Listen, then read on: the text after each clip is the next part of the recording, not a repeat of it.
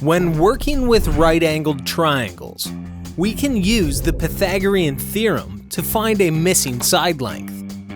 The Pythagorean Theorem states how the sides of a right-angled triangle are related. A right-angled triangle has a 90-degree angle. A small square in the corner of the angle shows that the angle is a 90-degree angle. The side that is opposite the 90-degree angle is called the hypotenuse. It is the longest side in a right-angled triangle. Let's explore the Pythagorean Theorem.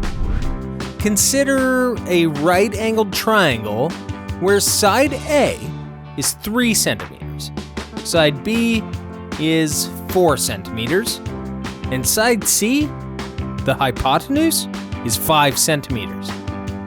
On each side of the triangle, let's draw a square that is just as wide and long as that side.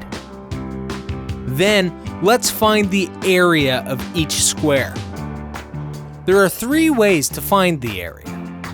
We can create a 1 centimeter by 1 centimeter grid in each of the squares and count the number of squares in the grid.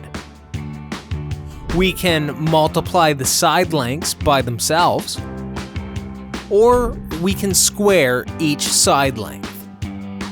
Let's create a grid and count the squares. If we add the area of the square on side A, which is 9 centimeters squared, and the area of the square on side B, which is 16 centimeters squared, they equal 25 centimeters squared. This is the area of the square on side C, the hypotenuse. Now, we can create the Pythagorean equation.